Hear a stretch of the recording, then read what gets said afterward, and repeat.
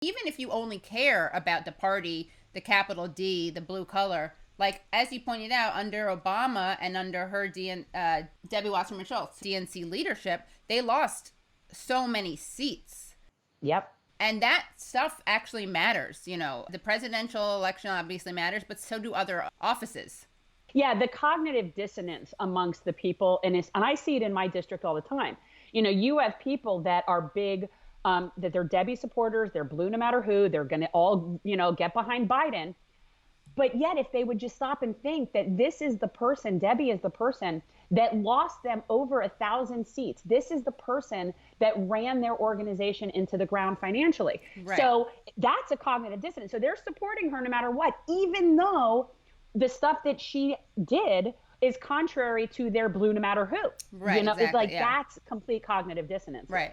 I mean, it's similar to the Biden thing. It's like, don't be mad at the people who reported on this Tara Reade story or think it's an important story. Like, be mad at all the people who pushed him through without the normal vetting that anyone would get. Be mad about the moderate consolidation. Be mad at Obama. They just can't see outside of themselves. It's the same thing as, it's blaming whistleblowers. So we get the information that the DNC cheated Bernie. And instead of being mad about the information, we're mad at the person who exposed the information. How demented is this? Yes. I feel like we're like battered spouses. Like we just don't even know any better. We're not entitled to any better. That's the crazy. Yes. Some of them don't know any better, and some of them are disingenuous. So it's like ill-informed or disingenuous. And I think the people that we need to reach are the ones who are ill-informed or just don't know that there could be any other way. And I guess I assume that, like, who are you looking actually to vote for you? Because I'm assuming that the disingenuous people, we don't really have time to deprogram them. But some of them, and our district, albeit very gerrymandered. Geriatric mandered. It is geriatric mandered. And there is a certain amount of deprogramming that occurs. And we have been doing it. I've been working on this for a year. And there's a certain amount of her people that they're just her people. Yeah. And they like her because they like her, and facts be damned, and they don't care. Yeah. Those people we're not going after them. It's not worth our while. Right. But there is a pretty giant chunk of her people, whether it's like the older Jewish voters that are comfortable with a nice Jewish girl there, and they've never been presented with another option. Right. So there are some of those people, and there are people that truly do not understand the nefarious nature of the Democratic leadership. They truly believe. And those are the misinformed. Right. Your regular centrist Democrat down here, they truly believe that Nancy Pelosi is all that in a bag of chips. Right. They truly believe. And ice cream bars. This is something you can get through the mail. Other people in our family go for some other flavors, but chocolate, and then we have some other chocolate here. I enjoy it. I like it better than anything else. And I don't know why, but it seems to agree with me. I have a lot of energy. And we just got it restocked with the ice cream because we were, shall we say, enjoying. I don't know what I would have done if ice cream were not invented. And they truly trust in the leadership of the party. And we know that the leadership of the party would much prefer Trump to Bernie. Yeah. And that's something that the people that are just your regular people, they haven't come to terms with that. And that's a big thing to acknowledge.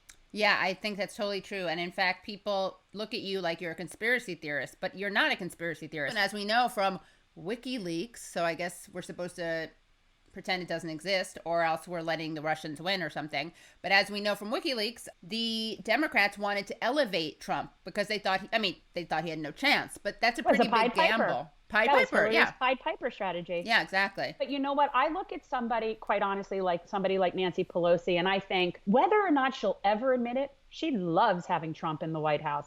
They all do. And the reason that they do is it allows them to be the Mick resistance that they are. Exactly. They don't have to do anything, and they get lots of donations from their donors. Yes. It's theater. It's theater. And the reality is when you are in a certain financial class, that's your people. I don't care what color you have next to your name. So she and people like her are infinitely better off with somebody like Donald Trump in the White House. That's not a conspiracy. That's just following the numbers. Yeah. I mean, that's just money. They get to just exist in the realm of the performative. That's all they have to do. They get to condemn him. They get to, Nancy claps, and you have an entire Cultural criticism analysis of how that clapping is actually a subversive feminist act and a rejection of racism and the patriarchy. We must reject the politics of revenge, resistance, and retribution, and embrace the boundless potential of cooperation, compromise, and the common good.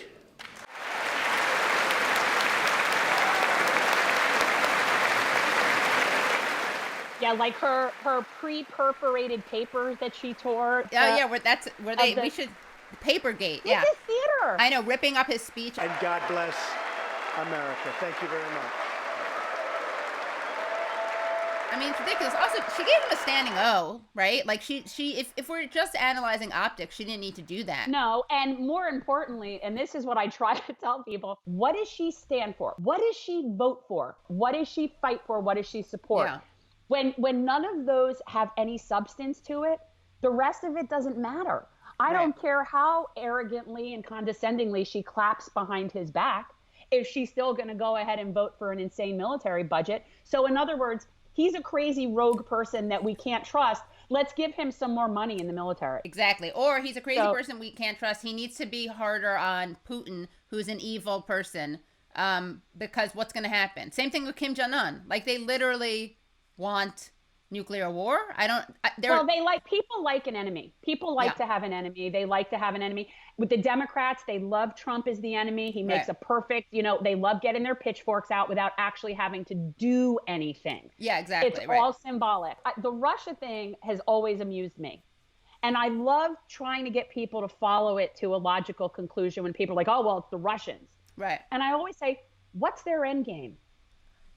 What's their end? Where are they going? Are they going to be piling up on our shores with weapons to take us over? Are they planning to dominate with their 8 military bases around the world and the economy the size of Spain? I mean, what is their end game? Are they a threat? Are they? And of course not. Of course not. Like that. It's just nobody wants to be logical. Right. And what's the end game also? If Putin is this, exactly, like if they are this threat and Trump has dementia, as they say, and is a Cheeto Mussolini unprecedented threat, you want him doing as little as possible with other countries. Correct. Like, you don't want him ratcheting things up. Kim Jong-un also. Look, it's all what we've been doing for years. It's fear of the other. We other. And everybody's the other. It's immigrants, it's Muslims, the Mexicans, it's whoever, whatever. And the Russians really do present a good villain for us. Yeah. It's a very reliable old villain school. I mean, it reminds me of back in James Bond and stuff. Like the Russians are the bad guys and we got to get the bad guys. The reality is when you come to terms with that the color war is a color war and that really the only color that matters is the green of the money. Right. Then you also see that beyond the borders. And I see it beyond the borders. So to me, whether or not Trump is in bed with Russian oligarchs or American oligarchs, it really doesn't matter much to me. That's a really good point. I have infinitely more in common with a mom in Russia than I do with, potentially a mom in, Beverly Hills. Yeah. So, it's just more things to try to separate us. And so, no, I don't fear the Russians because they're just people like we are trying to get their kids from point A to point B. Right. Yeah, no, that's a great point. And very few people have made that point, but that's a great point. Yeah. About the beyond border stuff. And I'm not saying I'm for open borders. I'm not for open borders. I do think we need to maintain borders. That's not what I mean. But when you start looking at the border as that's sort of like the defining line, it just isn't. Well, it's nationalism and jingoism. Yes. Okay, we got to go there now. What's a humane immigration policy? Actually, this is one of the weird things where I'll mention Julian Castro because I actually liked what he said about this. When he was running, and I actually law clerked with the Castro brothers, so I know them. So Could you tell the difference between them? Yeah, they don't look that much. They don't look that much. They're next to each other. They don't look the same. I think they're fraternal. Yeah, we're gonna have to look into that. Yeah. Yeah, I'm not sure, but they don't look identical. Like when they're standing there, they don't. Yeah. But the concept of that, yes, violating our laws by coming over illegally does need to be addressed. It doesn't need to be addressed as criminal law. It can be addressed civilly. And that's essentially what Julian was saying was about that it should be more of a civil citation. You want to fine people. You want to maybe add a couple of, tack on some time to their ability to become naturalized. But incarcerating people that are nonviolent people, because of something that to me is really kind of like a jaywalking situation. It's just like international jaywalking. If you were jaywalking to flee from violence. That we created. Yeah, exactly. Right. Right. So that's a whole other Right. issue. But no, there's no need to treat people like animals just because they're crossing a border. I don't care what they may or may not have done. Yeah. That's not the point. The point is you welcome people. Now, right now, I do think people should be quarantined for a certain amount of time that come here. I have no problem with that in a nice situation. We never should be keeping people in violation of human rights. Right. But no, there is no reason that we don't have normal immigration policy, and it should apply evenly no matter what country you're from. There should be definitely exceptional circumstances for people that are seeking asylum. That should be a priority of wherever you're from. And then there should be another level of people that just want to move here. And those people should just be treated the same no matter what country they're from. I grew up down here. I have seen firsthand the difference how we treat Cubans versus how we treat Haitians. Yep. And it always disgusted me. I look at people, if you're willing to risk your life and take your child on a tire raft across the ocean, you're fleeing something pretty horrible. Okay. That is not something that we should just then take that person and then further incarcerate them. That's not what this should be about. So I believe that, no, I don't believe in open borders. I do believe we need to have a sound process. But in general, we treat immigrants automatically like they're prisoners. I don't understand how that happened. Why are we doing that? And the Cuban versus Haitian thing is just so people understand there's a big, if Elian Gonzalez, not to date myself, but if Elian Gonzalez had been Haitian, there would have been no controversy. Haitians literally, and I've seen this on our local news, I've seen it being filmed live, boats of people literally pulling up on the shore and scattering and running and law enforcement chasing them down. Yeah. Now, if you're Cuban, you then get asylum. Right. You get asylum, you get treated differently, you have the benefit of all sorts of legislation that's in your favor. If you're Haitian or others, it's not just Haitian, I mean, it's, but here we have a large Haitian population, then you just get sent back and the hell with you. Yeah. And by the way, we'll profit off of you for incarceration for as long as we can before we send you back to where you came from. Yeah. Yeah, really terrible. Anything else that you want to make sure that you tell people about? How can you win? How can people help you win? Oh, yes. Right now, obviously, we need money. We generally love small monthly donors. We like $23 for District 23. You go to gen2020.com. And right now, what we really are amassing are phone bankers. We need people. It's so easy. You do it from your home. It's a very user-friendly program. I have people all over the country doing it. And you can sign up at gen2020.com. We also want to very much promote absentee voting. So we have a way to link people that are in Florida and in my district to request their absentee ballot. And really, the key thing is for everyone to be registered as a Democrat by July 18th, because we have closed primaries. Which means that not registered, you can't vote. You have to be registered as a Democrat by July 18th in order to vote for me August 18th in the primary. That's how she sits there as long as she does. So we'll have to have you back on.